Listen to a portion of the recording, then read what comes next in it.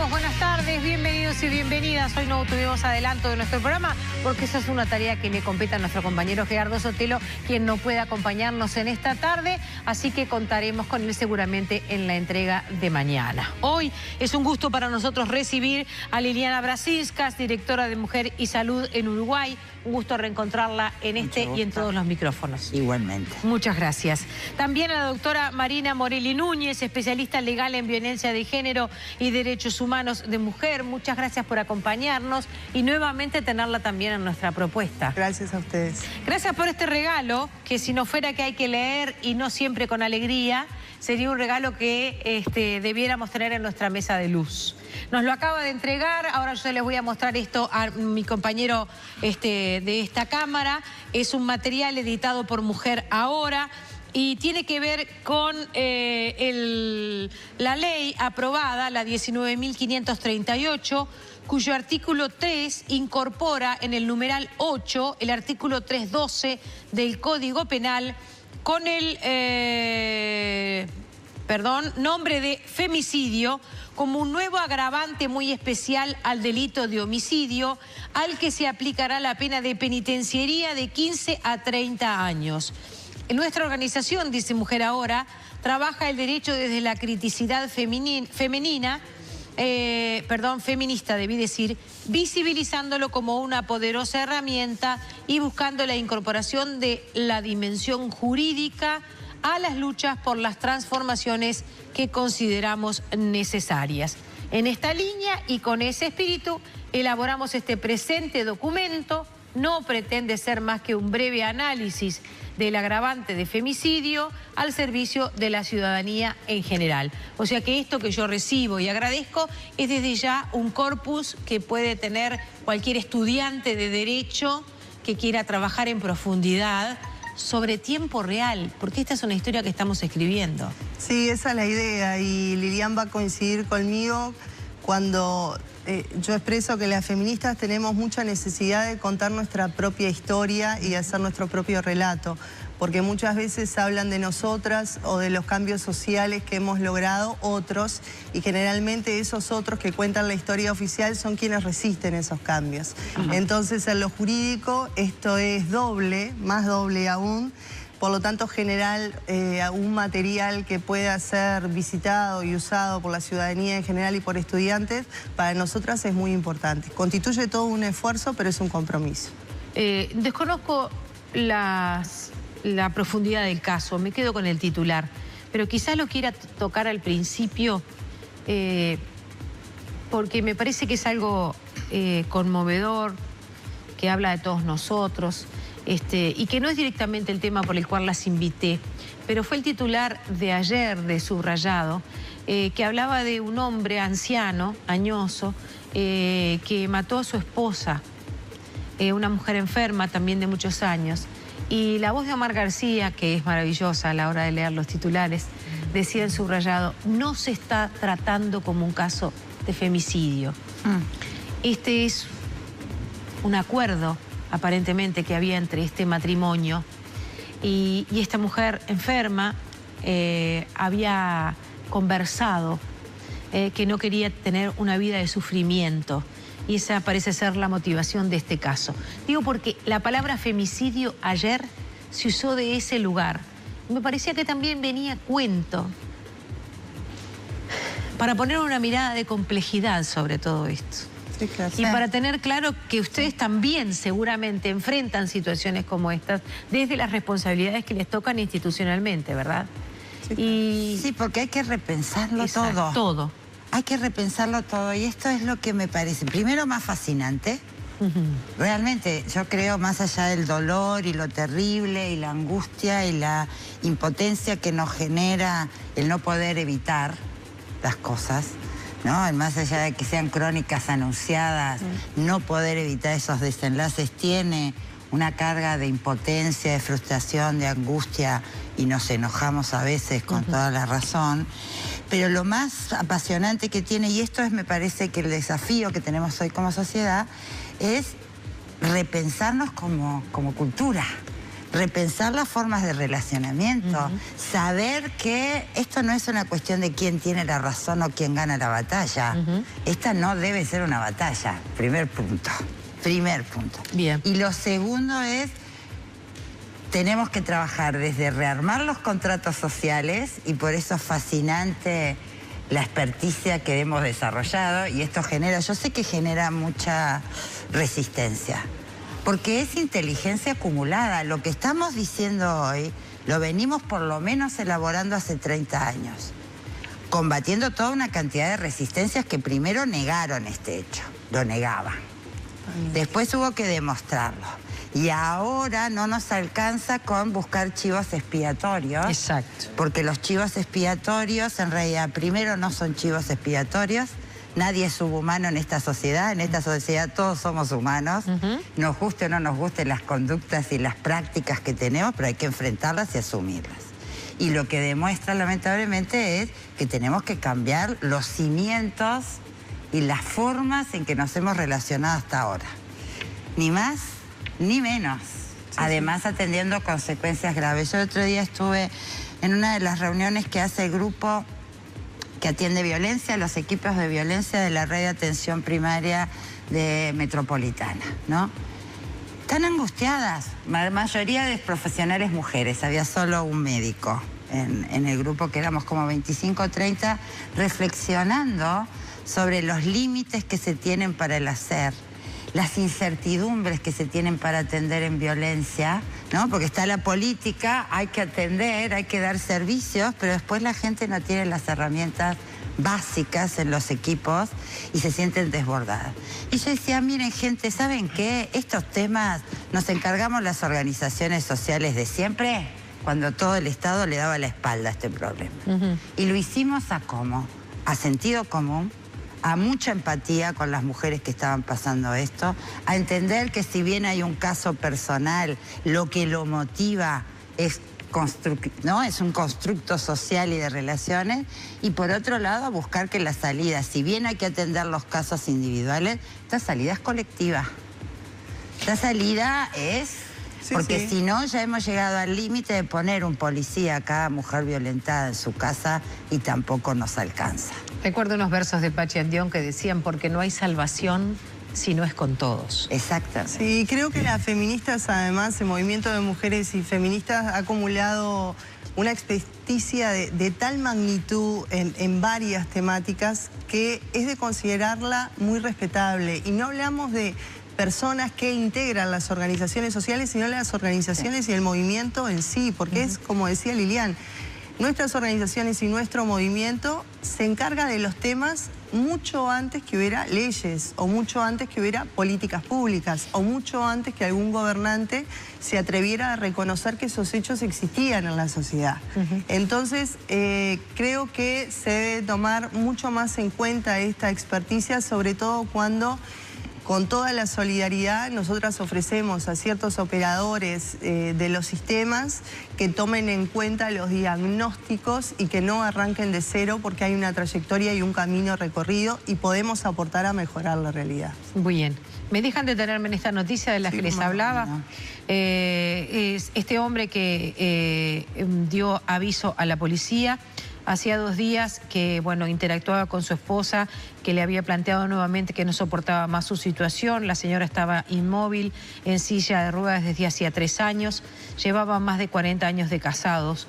Y según declaró, la había visto sufrir mucho, por lo que tomó finalmente esa decisión. Próximo a la hora 9, disparó sobre la señora. Luego llamó a un vecino y ambos llamaron a la policía. Porque esto no es un femicidio. Bueno, poder expresarse sobre un caso concreto, según los relatos de prensa, es bastante irresponsable y creo que ninguna de nosotras lo puede hacer, ¿verdad? Estos hechos de violencia que culminan con la muerte de una persona, solo corresponde expedirse cuando uno conoce la situación.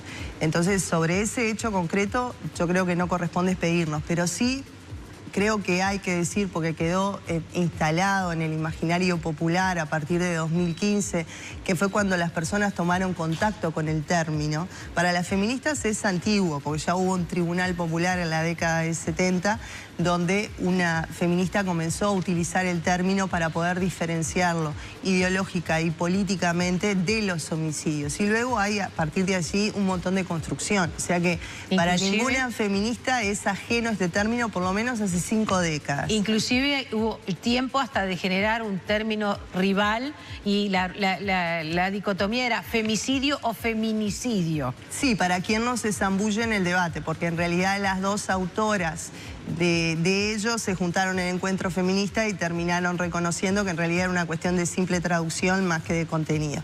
Entonces, sí, o la variable de cómo se involucra el Estado en la persecución o no del delito. Es como muy superficial. El asunto es que en el imaginario popular, cuando toma conocimiento a partir de la frustrada reforma del Código Penal a fines del 2014, se entiende que el femicidio es como el homicidio, pero de una mujer. Y ese es uno de los errores más graves a los que podemos incurrir, ¿verdad? No toda muerte violenta de una mujer constituirá un femicidio. Si la gente va conduciendo en un vehículo y conduce en un tramo que debe ir a 60 kilómetros por hora, a 90, tiene una maniobra con impericia y en ello atropella a una mujer y le da muerte, eso no es, no será y nunca será un femicidio, siempre será un homicidio culposo. En el femicidio lo que encontramos como nota absolutamente determinante y diferencial es que siempre se castiga a título de dolo. Esto quiere decir que la consecuencia de darle muerte a esa mujer coincide al 100% con la intención de la persona femicida, que lleva la conducta femicida adelante. Y en la conducta no alcanza solo con dar muerte, sino que el pilar fundante es la motivación que lleva a darle muerte, que debe ser el odio, el desprecio o el menosprecio a la condición de ser mujer la víctima. Y ello ha sido muy banalizado, nos ha tocado a las dos estar en algunos debates con personas que no solo naturalizan estas conductas, sino que banalizaban en su momento el reclamo y no veían posible ni como una figura autónoma, delictual, ni como un agravante el tema del femicidio. Y yo creo que allí nos apartamos del horror que implica ponerle nombre a esta realidad, que es uno de los grandes pasos que se ha dado en materia penal en Uruguay, porque los números no son muy diferentes a los que Uruguay viene enfrentando históricamente. Pero en el derecho lo que no se nombra, lo que no se denomina, directamente no existe. Y es a partir de que se comienza a manejar esta figura que se inserta en la comunidad un concepto distinto que yo creo que se debe profundizar. Yo recuerdo el crimen de Yamila Rodríguez, aquella pequeña de 15 años del barrio Kennedy, que dormía en un cuarto contiguo al de su familia. Ingresó el cuñado, le propuso tener relaciones sexuales, Yamila se negó. Él declara en la audiencia de que la negativa de esa pequeña a mantener relaciones sexuales con él lo excita, la penetra, la viola, comienza a estrangularla y comienza a eyacular y en su momento de mayor placer sexual, que es cuando acaba con la eyaculación, es cuando finalmente le da muerte y la estrangula. Si alguien tiene duda que ese crimen está relacionado a que esa pequeña fue cosificada, deshumanizada, se entendió que era una cosa muy similar a un objeto que yo puedo utilizar para el disfrute, pero no solo puedo utilizar para el disfrute, sino de lo cual me puedo deshacer después que lo uso, descartar. ¿verdad? Claro. Eso es un femicidio. Estoy recibiendo los mensajes de ustedes sobre el caso específico de este señor que le quitó la vida a su señora. En verdad, llegando a momentos límites, entiendo, no es fácil ver sufrir día a día a quien se ama, dice Teresa Suárez o Teresa Emma Suárez.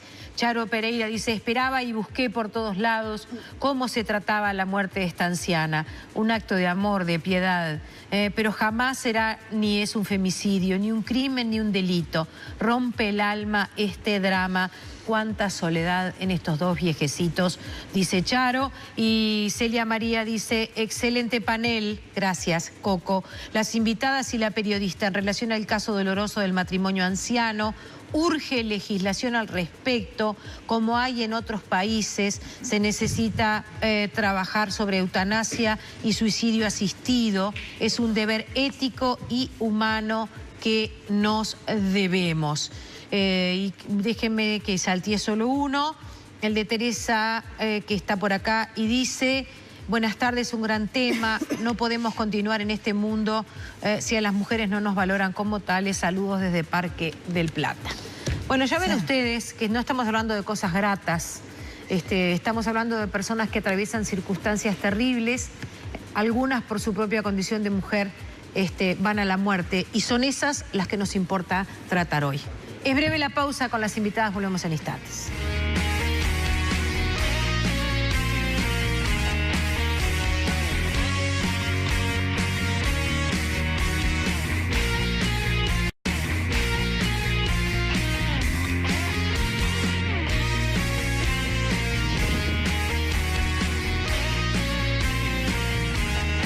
Amigos, continuamos esta tarde con nuestras invitadas y con ustedes hablando de este 9º caso de femicidio. Yo veía ayer, los colegas de Canal 4 hablaban de un 10º. No vamos a entrar ahora en detalle porque si bien la cifra es importante, no es para discrepar. Lo que queremos, sí, de alguna manera es tener una mirada sobre esta problemática que suponemos que no tiene por qué pensar quien lo vea desde fuera que terminó acá. Hay todo un año por delante y eso es lo que nos preocupa, y sobre todo tratar de trabajar desde lo mediático para ver si podemos empezar a desentrañar algunas claves para cambiar estas coordenadas de nuestra sociedad. No podemos continuar en este mundo si a las mujeres no nos valoran como tales, dice Teresa Emma Suárez Camarano. ¿Ese es un punto de partida, Brasencas? Bueno, sí, yo creo que uno de los puntos de partida es reconocer que vivimos en una sociedad y en un sistema que subordinó a las mujeres. Y lo subordinó en aras de bienes que esta sociedad valoró mucho, la familia. ¿Por qué nos costó tanto hablar de violencia intrafamiliar y doméstica? Porque en el sagrado del hogar no se metía nadie. Y ahí había una vulneración de derechos que sigue existiendo hasta hoy, ¿no? Desde una verticalidad de la estructura familiar basada en el paterfamilia o las cadenas de violencia que se generan en situaciones de violencia, ¿no? Entonces a mí me parece que esta es una de las dimensiones que nos cuesta hablar. Nos costó reconocer que niños, niñas y adolescentes tienen derechos en sí mismos, no dependientes de la valoración o habilitación que den los padres. Nos sigue costando entender que son sujetos de derecho. Nos sigue costando entender que hoy tenemos que educar sin autoritarismos, ¿no? Sin la verticalidad del mandato. Nos sigue costando entender relaciones interpersonales no abusivas, no posesivas, ¿no? O sea, y seguimos entendiendo en las generaciones más jóvenes dos cosas que yo hay veces que no puedo creer. La doble moral sexual, ¿no? Siguen habiendo los varoncitos gallos que van, ¿no?, como iniciando sexualmente de manera absolutamente abusiva a sus compañeras de generación y después las clasifican en la doble moral sexual, y seguimos teniendo los celos y la posesión como una expresión del amor en las generaciones más jóvenes. O sea, no hemos roto o no hemos puesto en cuestión esto que es para nosotras tan obvio, y es: las mujeres somos personas. Siglo XXI, aunque no lo crean, sí lo somos. Y hay que reformar desde el Código Penal hasta acá, porque todavía tenemos un Código Penal que dice que si raptas a doncella, tienes una sanción a que si la que raptaste no era tan doncella. O sea, estamos hablando de que el delito se configura de acuerdo a la calidad ética de la mujer atacada. Y esto es lo que en la cultura sigue existiendo. Por eso tenemos violencia, violación intrafamiliar, y muchos jueces te siguen hablando del débito conyugal.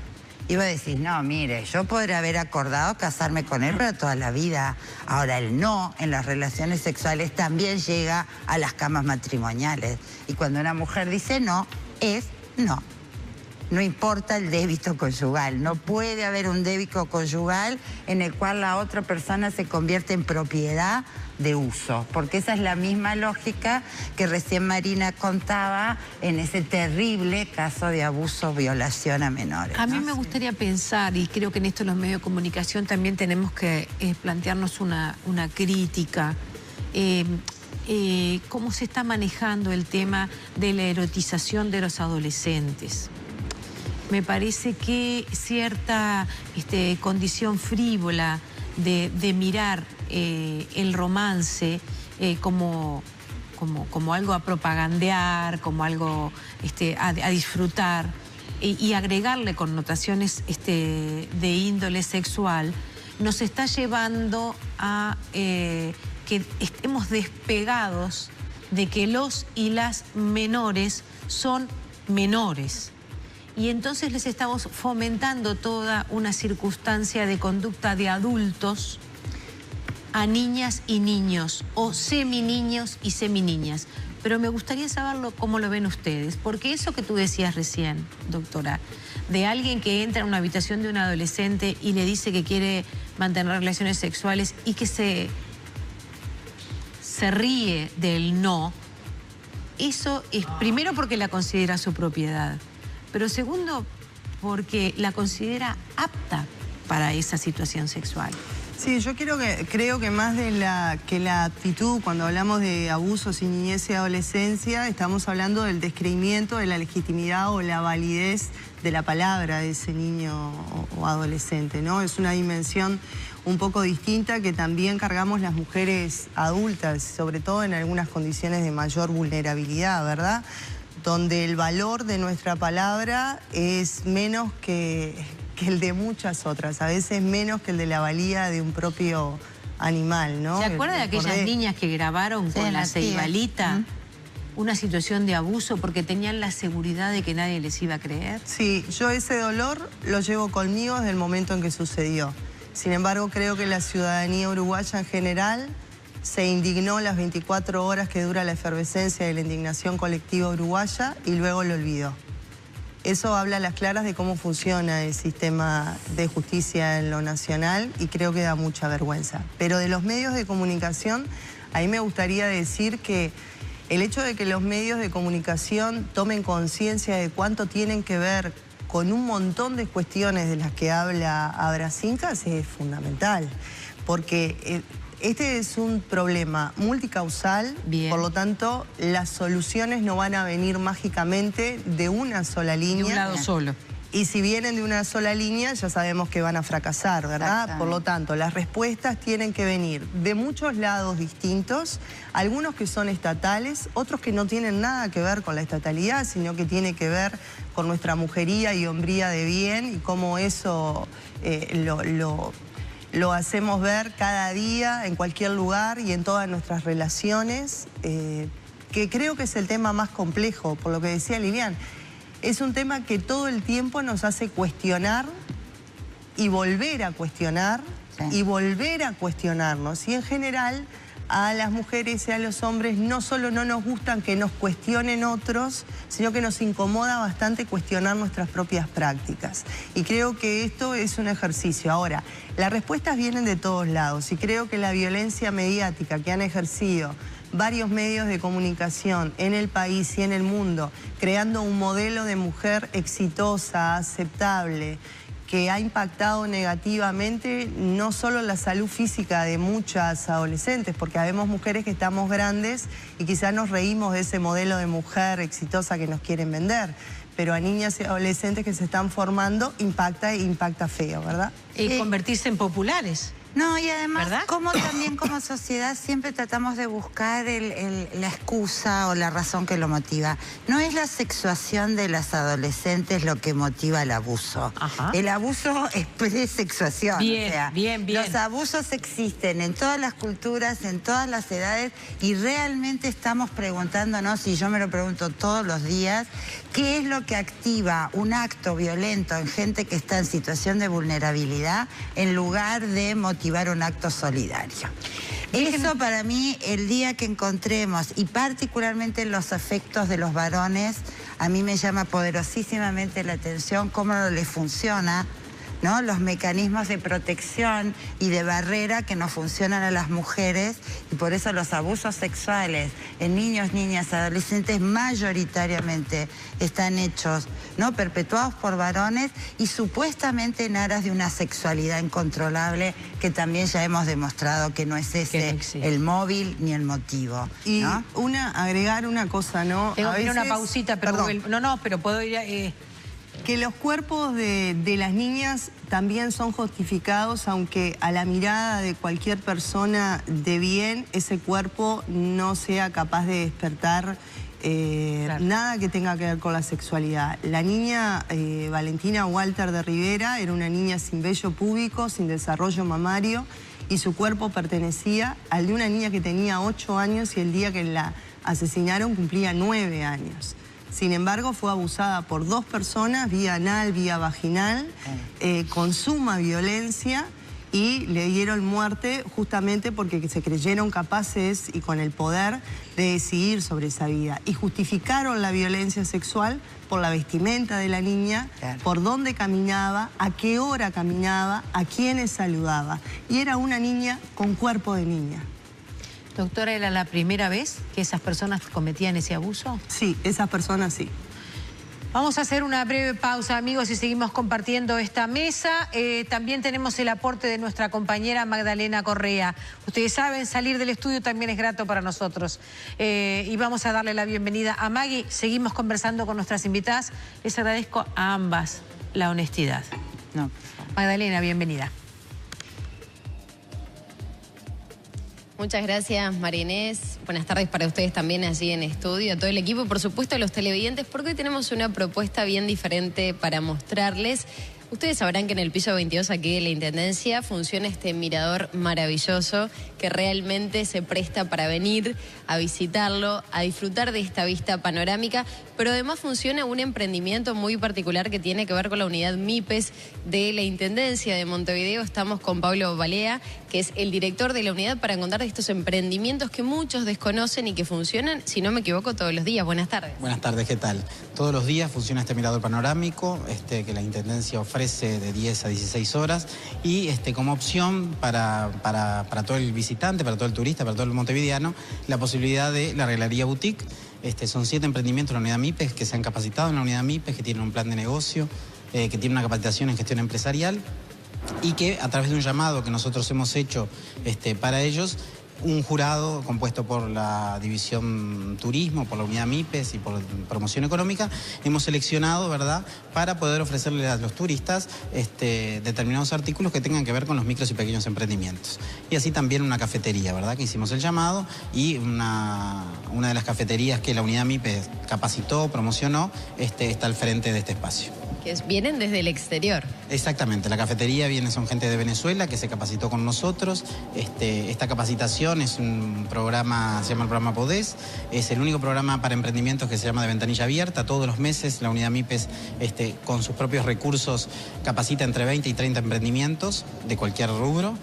Y bueno, estos venezolanos han venido y se han formado con nosotros y están ofreciendo sus servicios. Hacemos un paréntesis para contarles que ese es un video que escuchan, es el viento tremendo que sopla por estas horas aquí en el piso 22, más allá que en tierra firme se podría decir hay viento. Bueno, acá sopla muchísimo viento, pero es una tarde sumamente calurosa y pesada. Vamos a pasar a mostrarles de qué se tratan estos emprendimientos y contarle también un poco a los televidentes. Bien, nosotros acá tenemos en estos 7 emprendimientos que se han capacitado específicamente también en lo que tiene que ver con la gestión compartida, ¿verdad? Porque todos ellos comparten una vez a la semana, vienen y ellos son quienes están al frente, pero son 7 emprendimientos distintos. O sea que van rotando. Exactamente, exactamente. Ellos se autogestionan en ese sentido, pero pueden encontrar distintos artículos decorativos, licores, alfileteros, joyas, mates, termos, todo industria. Para ir contando, por ejemplo, estas pulseritas 100 pesos y están divinas. ¿Las hace usted, por ejemplo? Buenas tardes. Hola, buenas tardes. Las hace una compañera que se dedica a la lapidación de piedras. ¿Y allí qué es lo que está haciendo, que la veo muy concentrada? Un bordado a un punto cruz, pero lo mío en realidad es trabajar con telas. Por ejemplo, los alfileteros, o sea, los que están ahí. Están divinos, realmente. Por ejemplo, estas chiquitas, ¿cuánto están? 80 pesos o 10 reales. O sea que los turistas vienen contentísimos, pues es un precio accesible. Se pueden llevar o sea, desde 50 pesos uruguayos, pueden llevar un souvenir nuestro y quedar bien. Muchas gracias. Vamos a pasar a consultarle y ya retomamos el diálogo con Pablo sobre este emprendimiento que llega desde Venezuela. A ver, ¿qué tenemos para ofrecerle a quienes deseen venir a visitar aquí el Mirador? Hola, bueno, tenemos donas, tenemos cookies, brownies, café, licuados, hay una variedad para que se vengan a disgustar aquí un poco. O sea que hay desde cafetería, pero también hay un menú para ofrecer quienes deseen venir a almorzar, por ejemplo.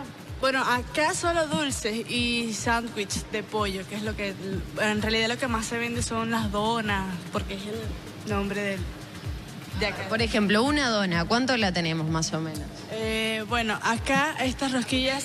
Hay variedad. Varía, exacto, varía los precios, depende de cualquiera. ¿Puedo levantar para mostrar estas delicias? A ver, ¿cuánto está esta, por ejemplo? Esta te sale en 90, es de limón pie. Esta te sale en 75, que es de dulce de leche. Hay diferentes precios, depende de cualquiera. ¿Las hacen ustedes también? Sí. Bien, bueno, muchas gracias. Bueno, Pablo, vamos a recordarle también a los televidentes en qué horario se puede visitar el Mirador y sobre todo la cafetería, la boutique y regalería. El Mirador funciona de 10 de la mañana a 16 horas. Los esperamos con gusto para todos los turistas, pero también para todos los montevideanos, para poder venir y adquirir productos de un microempresario uruguayo montevideano que ha sido capacitado por nosotros. Perdón, todos los días, ¿no? Todos los días, exactamente, todos los días. Bueno, una invitación más que especial, me parece que está bueno colaborar con emprendimientos que se han puesto la camiseta, que la Intendencia ha capacitado y sobre todo para disfrutar de esta vista, ¿no? Sin duda, una capacitación que es también gratuita, así que todo aquel que quiera venir a emprender a la Unidad MIPE, los esperamos con gusto.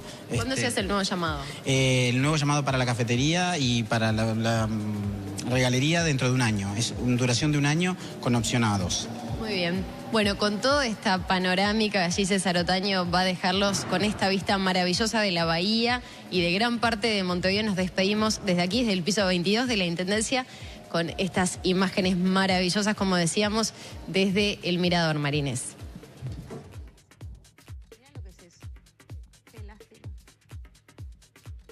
Me quedé con ganas de que sea para después de las 4 de la tarde, porque nosotros terminamos acá a las 16 horas. Y entramos al canal a las 10.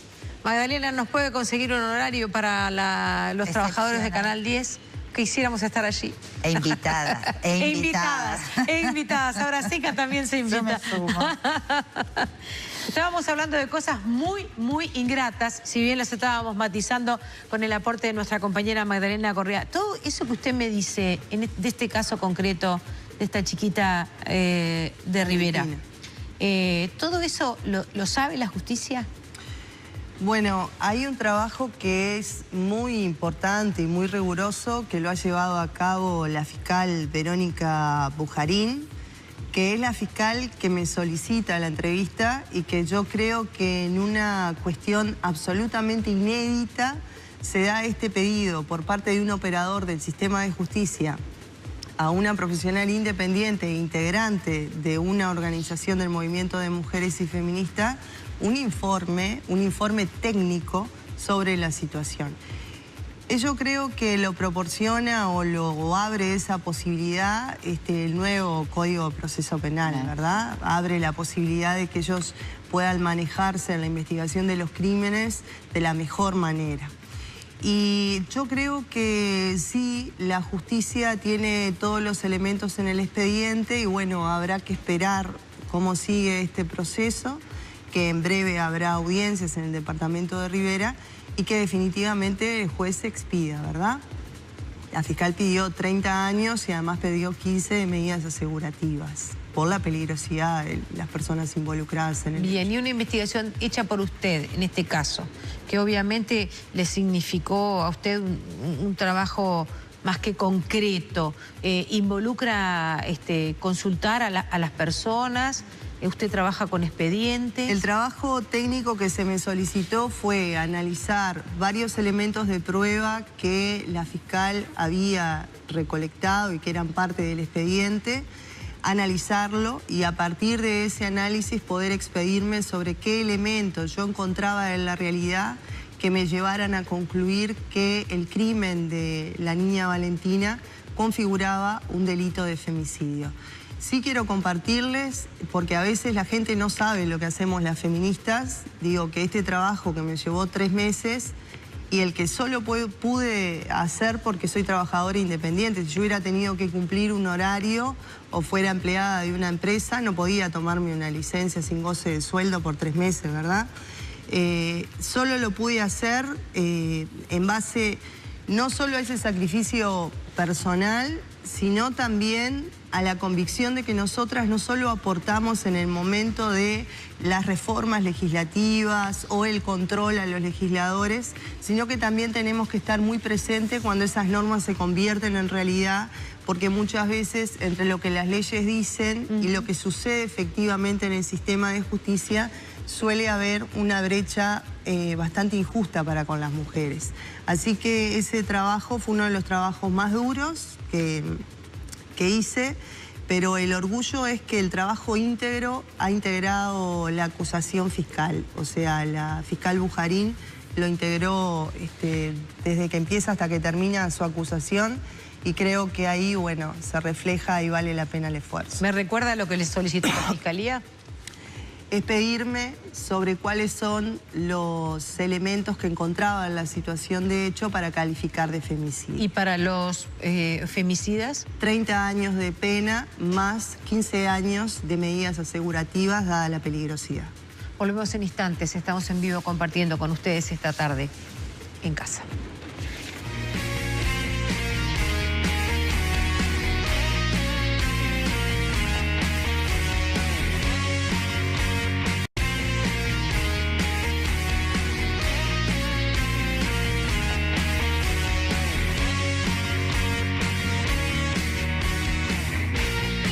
Quería consultarla sobre esta situación que conocemos. Ya sé, doctora, usted me va a decir que los titulares de prensa no son material para generar opinión, y entiendo, respeto y hasta voto ese pensamiento, pero es lo que tengo por ahora y con eso tengo que empezar.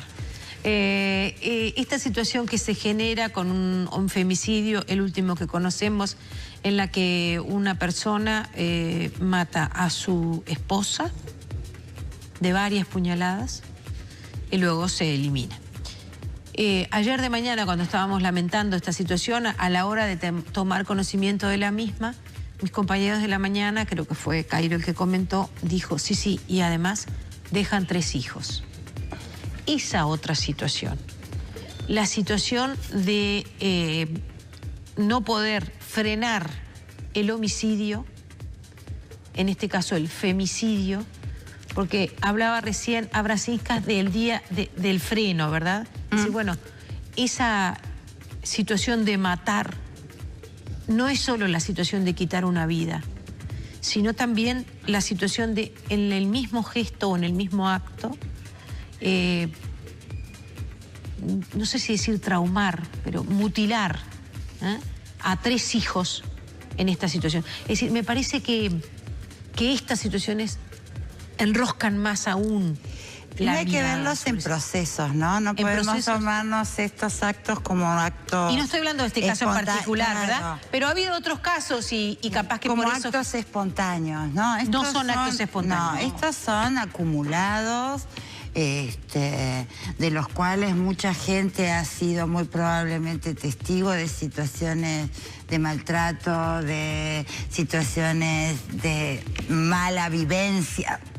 No sé cómo llamarlo, ¿no? De esos hogares en donde todo el mundo se trata mal, o donde el destrato forma parte de la relación, donde la subestimación del otro, los círculos de violencia de los que más, ¿no? De tanto hablamos de que en realidad todo ese hogar está enrarecido y hay una cantidad de gente que de alguna manera supo que eso pasaba, y en realidad esto ha transitado sin que nadie sepa ni cómo intervenir, ni cuándo intervenir, ni de qué manera hacerlo. Hasta ahora tenemos políticas públicas que están llenas de buenas intenciones, pero que después en los actos tienen problemas de implementación. Porque además también es esto, negábamos que esto existía y ahora lo queremos curar con una curita. Totalmente. La curita es la tobillera.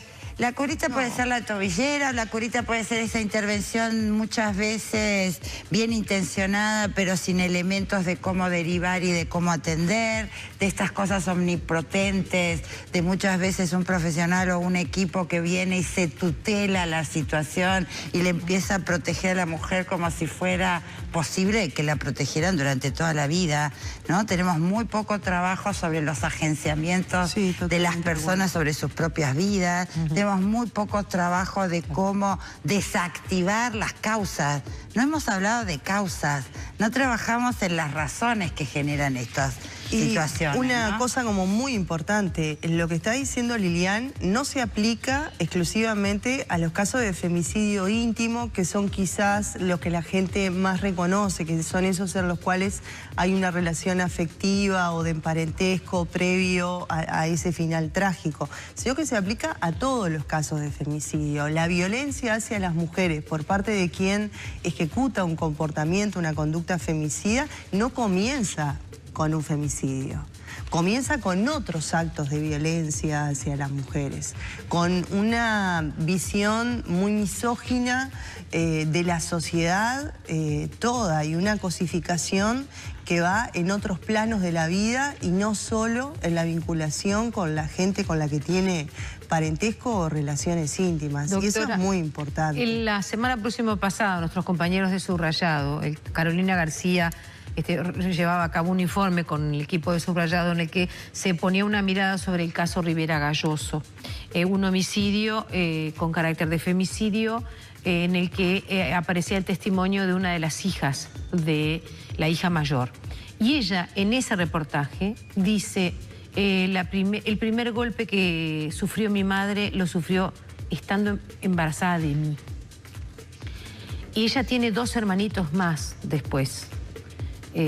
O sea que esta mujer que finalmente muere por un femicidio tiene toda una vida en la que pone su cuerpo enfrentando esos golpes y dado el femicidio quedan esos 3 niños huérfanos por el padre que mata a la madre, pero 4 años le permite el sistema al señor tener la patria potestad sobre esos niños. Es decir, de alguna manera estamos teniendo graves problemas para solucionar situaciones que debíamos haber solucionado en el antes, en el durante. Y 4 años. Bueno, pero eso es lo que tiene que saber la gente con toda claridad, que no es casualidad, que en realidad ahora esa situación está solucionada, ¿verdad? Es una causal de pérdida de patria potestad, el atentar contra la vida de uno de los progenitores gracias a la ley integral, pero la gente tiene que saber con claridad que no es casual, que en realidad nosotras tenemos muchas reivindicaciones. Yo creo que Abracincas es un pilar para nosotras en todo lo que tiene que ver con la salud. Y tenemos reivindicaciones en la salud, tenemos compañeras que trabajan en la educación, otras que trabajan en la seguridad social, otras en el trabajo, otras en materia de justicia. Y esto no es casualidad, hay resistencia a poder contemplar estas situaciones tan trágicas desde el Parlamento y también desde el propio sistema. Y la realidad es que la tragedia se multiplica cada vez que existe cualquier muerte violenta en la sociedad. La tragedia se multiplica y hay personas afectadas que tienen que cargar con eso. El problema es que en la cuestión de los hijos huérfanos también ha habido un trabajo de la sociedad civil que ha sido muy importante para obtener una reparación que tiene que ver con cuando el Estado, omite sus obligaciones, ¿no? El cumplimiento efectivo de las obligaciones a su cargo y repara este daño causado en los hijos mediante un subsidio que da el Banco de Previsión Social, pero allí la muerte de una madre se cataloga a unos pocos miles de pesos. Entonces, hay unos pocos miles de pesos. Entonces, vamos dando algunos pasos, pero esos pasos siempre son mínimos y yo creo que lo que esos pequeños pasitos nos van demostrando, pese a la entrega y al enorme esfuerzo de muchas compañeras, es que más allá de que en lo discursivo se hable de igualdad, de respeto hacia los derechos de las mujeres, la realidad es otra cosa. Los hechos son otra cosa, que dista bastante del discurso. Y en eso también creo que merecemos hacernos una autocrítica, sobre todo por parte de los gobernantes, porque a base de discursos vacíos de contenido efectivo, nosotras no avanzamos. Nosotras necesitamos decisiones que impacten positivamente en la realidad de las mujeres y sobre todo en las tragedias que este sistema patriarcal le genera a las mujeres, ¿verdad? Sí, es como, a mí hay veces además en que avanzamos un paso y otra vez se instala un discurso como, che, no estarán exagerando las feministas, che, no se les está yendo la mano, che, y vos decís, wow, estamos reaccionando porque el nivel de femicidios es realmente insoportable y nos afecta a todos, y somos nosotras las que exageramos por haberlo puesto sobre la mesa. Después de ver una marcha como la otra vez también. Sí, y es increíble. Una marcha integrada, con gente, con grupos, con niños. Lo que pasa es que también estamos en esa cultura como que la ley es mágica, ¿no? Porque hay una ley y ya se arregla. Porque marchamos, ya todo el mundo como resuelve. Bueno, no, estos son... Y las marchas, hasta nosotras estamos impactadas porque efectivamente hemos logrado tocar resortes que hasta hace 5, 10, 15 años atrás no lográbamos que la gente reaccionara, ¿sí? Y además, yo lo quiero decir, nos dedicamos muchos años a promover política pública. Nos dedicamos años a elaborar leyes, propuestas de planes, que esto fuera entendido como una responsabilidad también del Estado, no solo de las personas. Y la política pública para mujeres es de baja intensidad, por llamarlo finamente. O sea, los recursos dedicados a esto, la prioridad dedicada a esto no está a la altura del nivel de la epidemia que tenemos. Primera cosa. Y lo segundo, no se arregla con las herramientas habituales. No hay vacuna para esto. No hay policía que alcance para esto. Esto se arregla, como decía hoy Marina, con varias instituciones actuando inteligentemente, entendiendo que esto hay que trabajar sobre las causas y siendo mucho más eficientes y efectivos con las respuestas que tenemos, porque las respuestas que tenemos, yo lo reconozco siempre, es gracias a una cantidad de gente en los servicios de salud, en el sistema operativo de los judiciales, en el educativo, que se ha comprado este pleito, pero no porque tengan una política de respaldo con elementos, con herramientas, con condiciones, con recursos. La gente está interviniendo en esto con chaucho y palito. Por eso muchas veces el avance de la política pública tiene que ver con una coyuntura que es muy casual, que es quién toca asumir determinado cargo. Entonces, en realidad no es política pública, sino que es el impulso, el interés, la ética personal de quien en suerte nos tocó ahí. Cuando esa persona se jubila, se enferma, se va de licencia o la trasladan a otro puesto gubernamental, las cosas suelen arrancar de cero otra vez. Entonces no es una cuestión de política de Estado, parecería otra cosa. Y en esto de los pequeños pasos y esta cuestión como regresiva o retardataria que enfrentamos, yo también quiero decir que nosotras enfrentamos discursos que la gente no se anima a decir ante ningún otro grupo social. Bien. Por ejemplo, con lo de femicidio, yo he escuchado decir, querían una ley de femicidio, y siguen matando mujeres. A nadie se le ocurre hacer ese paralelo con cualquier otro delito. O sea, a nadie se le ocurriría decir, hay un delito de rapiña, pero siguen rapiñando en Uruguay. ¿Para qué sirve el delito de rapiña? A nadie se le ocurre, es obvio que los delitos no paran la conducta, son para penalizar la conducta que ya está ejecutada. Pero a nadie se le ocurre proponer, bueno, deroguemos la rapiña o deroguemos el hurto porque existen, pero en el Uruguay siguen sucediendo. Sin embargo, se deslegitima todo un esfuerzo y un logro con un discurso que no se animan a decir eso con otras cuestiones que hacen otros grupos que están en nuestra sociedad, ¿no? Señoras, buena salud para ambas. Gracias. En el caso de nuestra invitada, que casi ahogamos acá al aire, hicimos todo lo posible. La doctora, tener una demanda. Sí, la doctora Marina Morelli. No, usted iba a testificar a mi favor, perdóneme. Ahora sí me iría a cuidar. Imposible. A cuidar, sí, pero lo de testificar es otro tema. La doctora Marina Morelli, hemos tenido menos contacto laboral y periodístico, pero vaya si usted lleva años abracistas en esto. Y perdónenme que no estoy hablando del almanaque en contra. Todo lo contrario, porque lo lleva a... Empecé muy joven. Ese es el tema, empecé muy joven. No, el otro día me dijeron dinosaurio y ahí me pegó en la boca del estómago. ¿Sí? Sí, yo declaro, tengo 59 años, tampoco soy de las dinosaurios de este país. Este país, el sistema político, tiene señores de 30 años más que yo gobernando, así que todavía hasta podría tener carrera política. Y por ahí está, eso es un problema, porque no salen de ese lugar y no hay renuevo. Sí, señora... pero no, un gusto, y además creo que, yo lo decía el otro día, no le exijan a las jóvenes que están reaccionando, ¿no? Y que el otro día hicieron un maravilloso material contra el acoso sexual callejero, a que ellas tengan que ser pedagógicas y explicarle a los varones las prácticas y conductas. Yo creo que a nosotras nos toca, después de todos estos años, cumplir el rol pedagógico de explicar hasta el cansancio lo que es la etapa del libro de la lucha feminista, ¿no? Señoras, muchas gracias. A ti. Gracias. Han sido muy amables y esperamos contar con ustedes para otra tarde y en casa. Claro que sí. Muchísimo gusto, un placer. Amigos, buenas tardes, que sea hasta mañana.